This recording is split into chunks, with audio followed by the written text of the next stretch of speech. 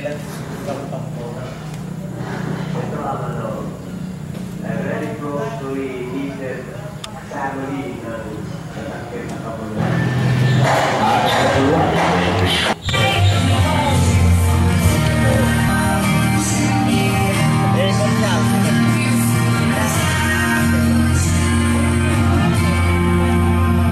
Dito ka na. Yeah. Shot.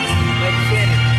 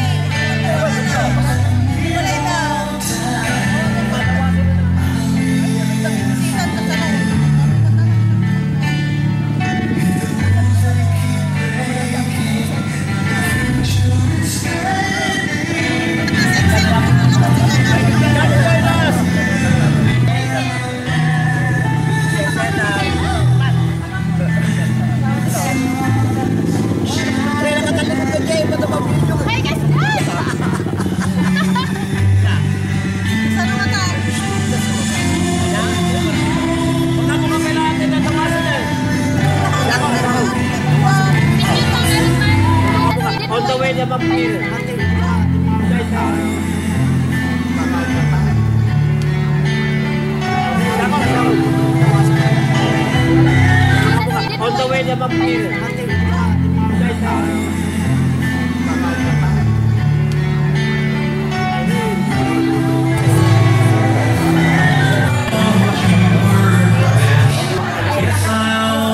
That's Cesar, together with my the most Christian aunt of mine.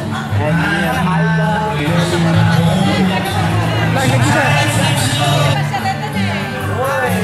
Sir, doon ka, sir.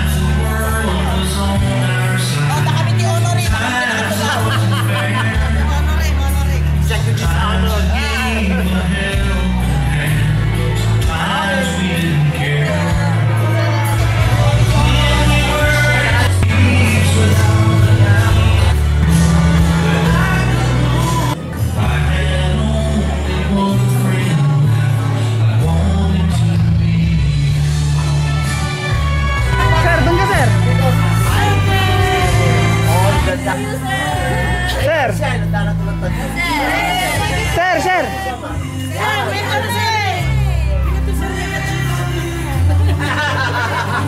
Na-miss ko na yun ito yung mga pasaway ng mga kaibigan natin. Nakikipan natin sa lahat. Hirap at ginawa dito sa Natangke ng Kabuluan Elementary School. Okay? Yeah. Okay.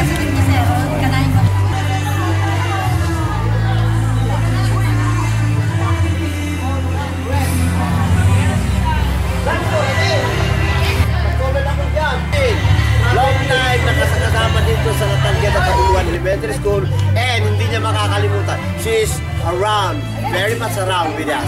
Okay? Thank you.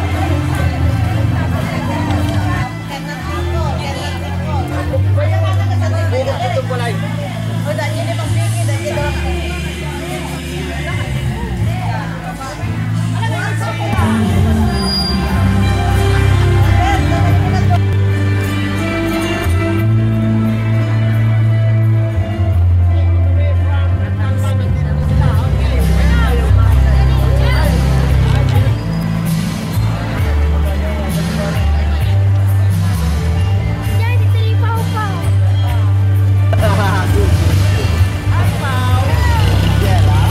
Maraming salamat, Alice, Jolly, and of course, Dexter, ang ating piloto, and welcome to the territoryo ng Lolo Paul Pangu. Kasama si Denver. Thus, Pao, makulit na Pao, and Denver. Ismail kayo, and then give me victory sign. Victory sign. Victory sign. Good! So good.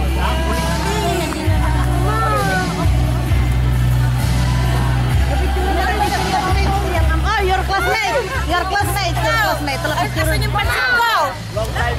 Ngayon, tiyak na tahan. Nakilo. Long time ayaw ko nang umiyak. Just enjoy. Hello, sir. Hello. Classmate ko to. Ng elementary. Ate, tabato niya. Tabato pa yun. Siyak ka. Kaya walang kami na yun. Walang yung gabi. Maris, nasa ka tayo nagsusunod. Para Facebook. Ay, sandali na. Dex, Lika. Tapos si Ares, dito na yung... Alam mo na yung pwesto ko. Join them. Sige, Denver. Sige na, sige na. Si Pao. Saan? Pao!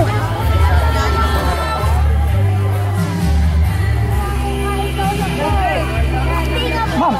Hello, ma'am. Awan, ma'am, wen. Saka, ma'am, ka. Ni. Wait lang, ma'am. Di ba sa tigit yun, sir, ma'am? Basta tigit yun, sir. Okay. Yago, nagbanglong. Puro plastic. Thank you so much, Ma'am Joas.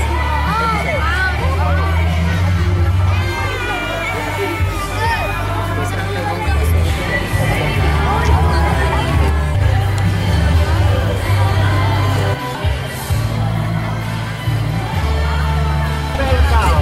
Okay? Thank you so much for coming. Okay?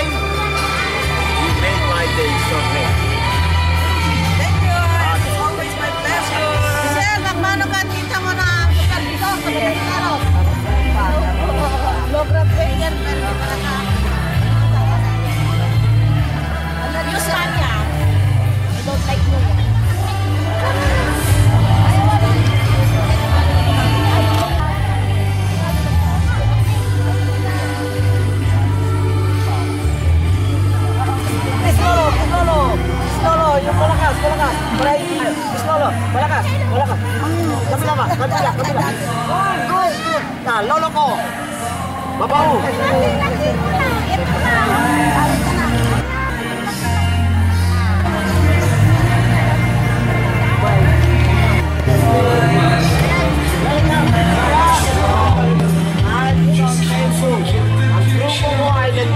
Just to add spice and it makes my life better. Okay?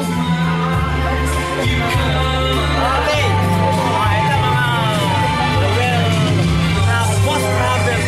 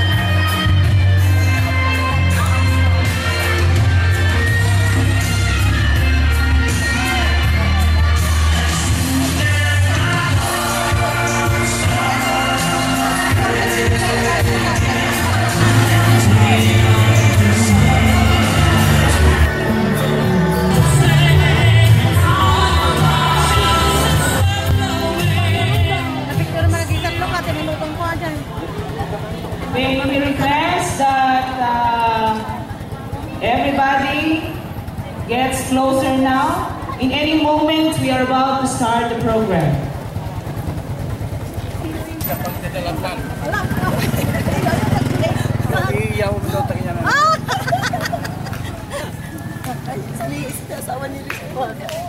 Yung pampara mo daw, hindi na na mukha. Asawa niyo. Open ay kuan mag ay picture. May regalo ako eh. Ako may regalo ka. Mr. Jeremy. Ako may regalo eh. Mamada ka naman habol. Wait. Ala, you wait for your turn. You wait iyalah kata apa yun nila bong tiag sisyaten. Okay. Boss Tom! Ano? Okay ka na? Okay. Okay, sadala. Dito ko siya kanya. Okay, Thank you so much. The best shot. Ang gusto ko best shot. The best. Okay? I shot the sheriff. Thank you.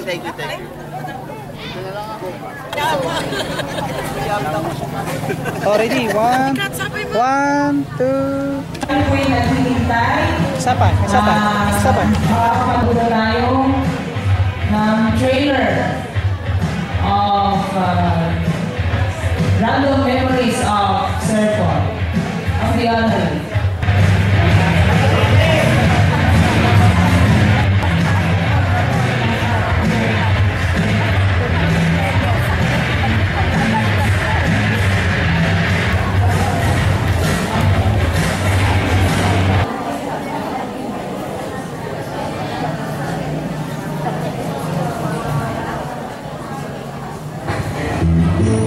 This video was taken on the I will check it in the video, but this time it's one of the unusual strange times wherein I asked myself to declare even together with school administrators after being sent over and that's society. Members, we have central. So, let's go. So,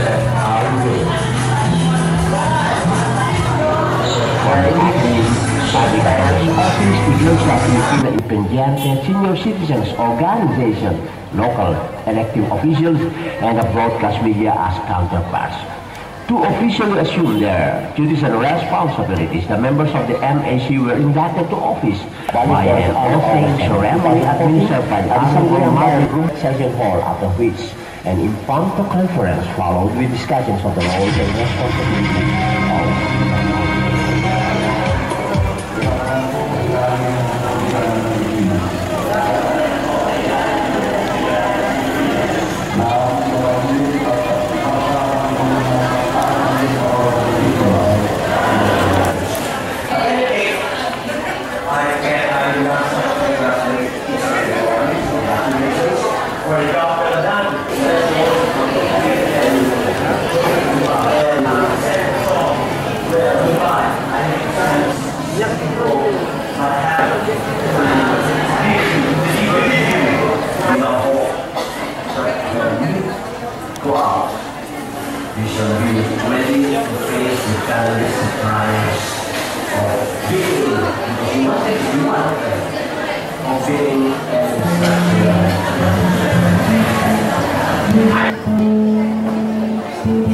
May we request everybody to please be in the open gymnasium now. So we are about to start.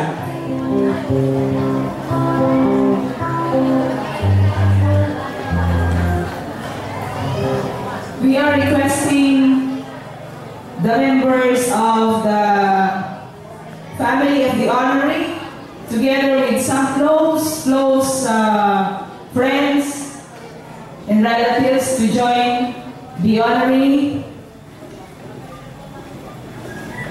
as they march upstage.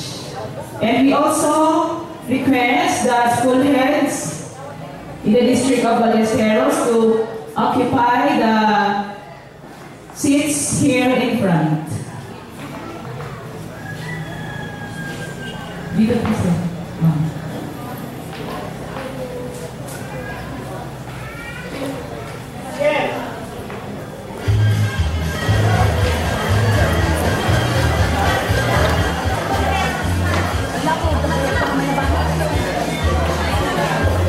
For everything. And the season for every activity under heaven. Ecclesiastes chapter 3 verse 1. Good morning, everyone. October 24, 2014. The whole district of Ballesteros, Cabuluan Elementary School in particular, will let go of one of the pillars in the field of education. This momentous occasion is of utmost significance, as this is the first pullback program ever of this nature in the history of Cabuluan Elementary School. So, ladies and gentlemen, To start, let's all welcome today's honoree.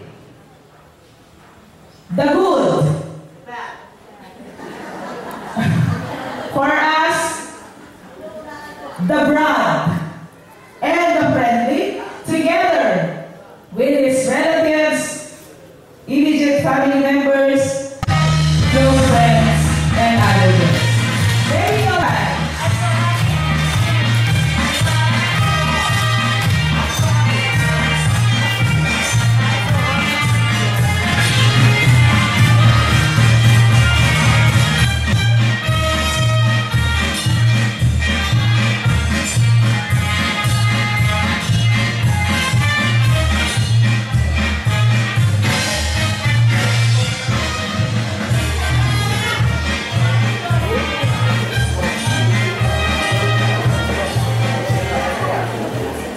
We are requesting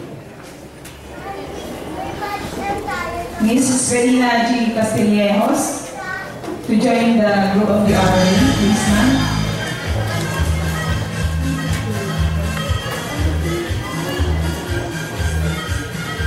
As I can see, there are still vacant seats. May we request the school heads to please join us the group of the honoree upstage. May we all stand once again?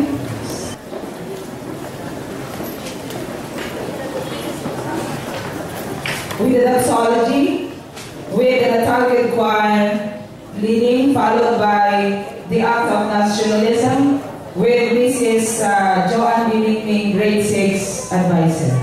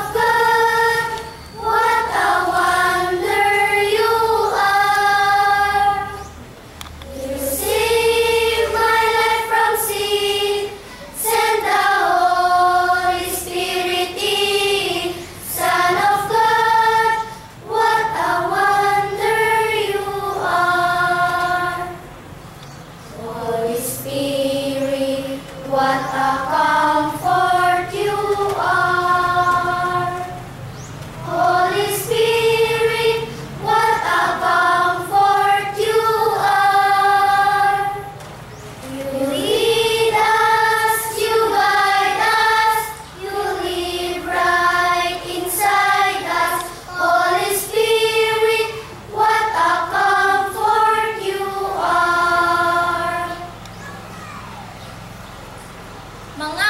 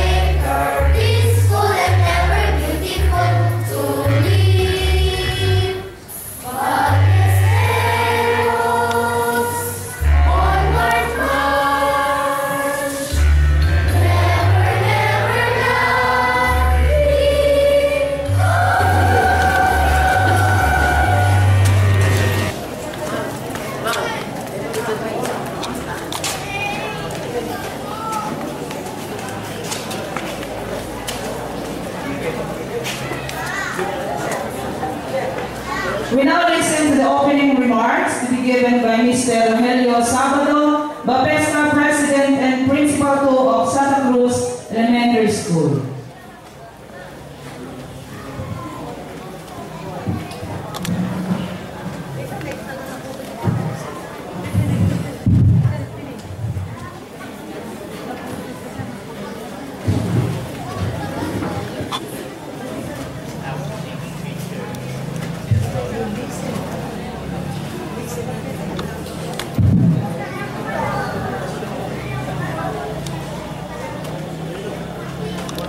To all the VIPs seated at the presidential tables at the eastern part of the States, western part of the States,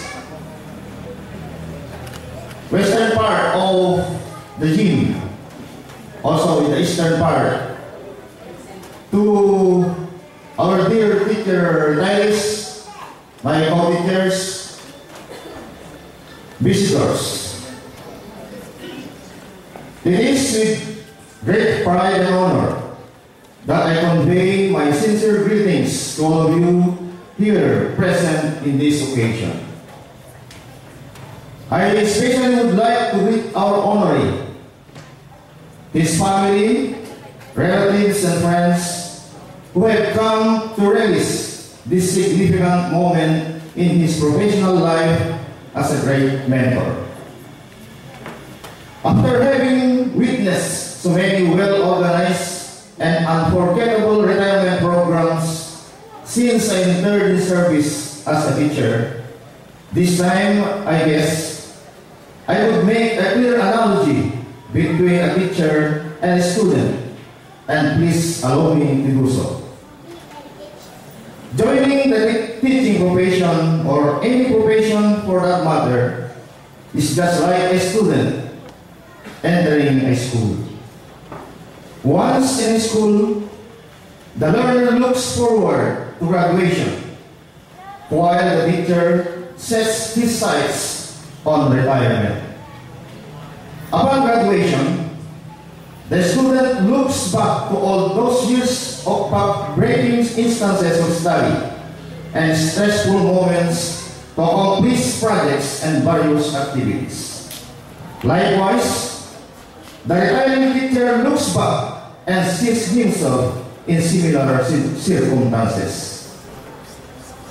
Both have a sigh of relief and say, mission accomplished. Both have lots of things to remember, and both have a lot to still look forward to.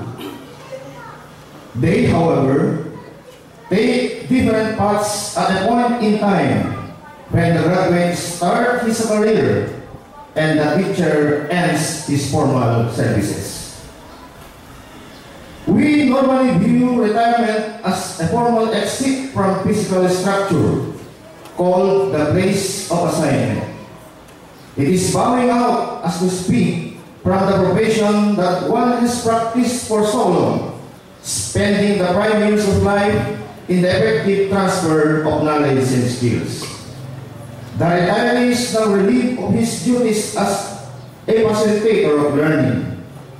He can now settle down at home and spend more time with the children and grandchildren, and of course, to his loving wife. Is that what retirement is all about? Having more time for the mundane tasks of home and child care, and less duties and responsibilities in the community? If retirement was just like that, then this stage in the retiree's life would be diminished of meaning and significance. What a lonely prospect retirement would be then, if it meant nothing more than just staying at home 24 hours or 7 days a week. Yes, caring for the family full-time is rewarding and a noble task, but retirement is not a send-off into obscurity and oblivion. Retirement means many much more. Now having all the time on one's hands, the retiree can face a totally new horizon and continue pursuing the dreams and goals he has yet to achieve. There are still new things to learn and enjoy, so numerous and amazing that retirement could be an opportunity to start a new career. No one is ever too old to dream and plant the seeds of future achievements. Someone said that age is just a number. Our outlook in life could forever remain youthful, and it is ours for the taking. Another one said that dreams are free commodities. By all means, dream big or small, and sow the seeds of fulfillment of your cherished hopes and desires. In this stage in life, the challenges may be great and awesome, but when faced with confidence and candor, they serve to make the remaining years of one's life more productive and fulfilling. To our dear honoree, in behalf of the Ballesteros Public Elementary School Teachers Association, I now take this very opportune time to say, remain inspired and be strengthened with the thought that life is just beginning and you still have lots of enjoyable moments to experience. Get down the brass tacks. A whole new world is waiting for you. May the good Lord bless you with a lot more years to achieve your new goals in life. Mabuhay ka, Sir Paul. Thank you very much. Thank you, sir. This time we will listen to the words of welcome of Honorable Barangay Kagawad Angelina B. Mendoza, our General PTA President.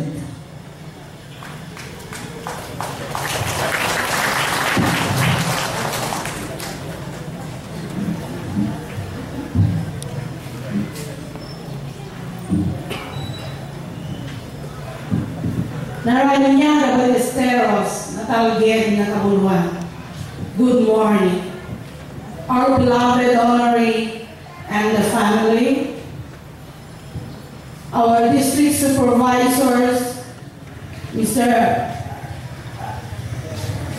Cesar Acevedo and Mrs. Irene Pasis, Dr. Irene Pasis.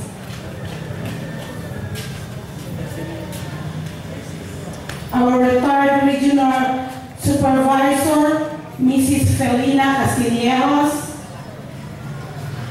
our COP Ballesteros Police, PSI Harvey Pajarillo and Company, our Chief District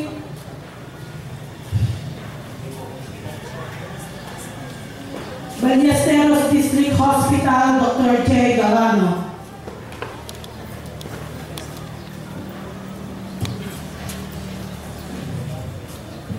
Fellow barangay officials, headed by our energetic barangay captain, Dr. Tomas Del Peña, who happens cannot make it today. He has a very important appointment.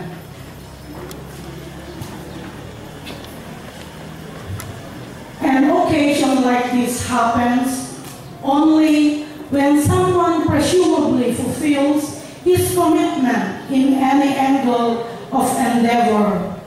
He may spend some decades of his life, maybe failure, maybe success, or maybe an entry to another field of discipline. Ladies and gentlemen, the man of state now, I am pretty sure, passed through all the debacles as a head teacher of Kabuluan Elementary School, Sir Paul. I resent those encounters, but let us consider them as struggles to progress.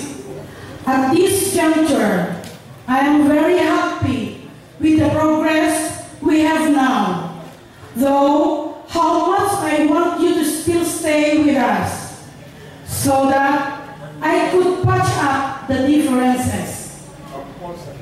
Time has come for you us. In behalf of all the pupils and parents of Cabuluan Elementary School is extending our heartfelt thanks. We welcome you all once more. Feel relaxed and happy. Thank you.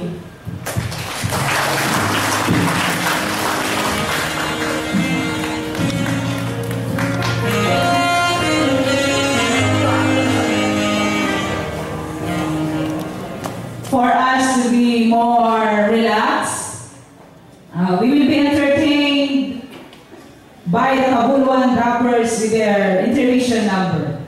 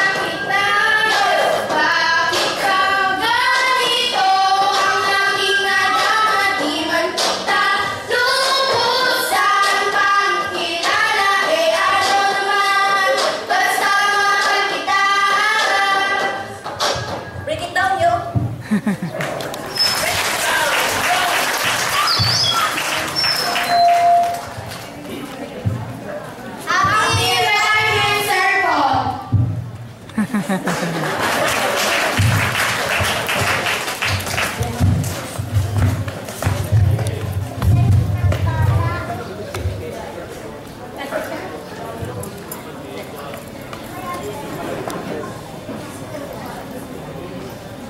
now proceed to the presentation of the honorary to be done by Honorable Barangay Kagawad Rogelio Taala, because our barangay captain cannot make it today because he went to Manila to attend some important matters.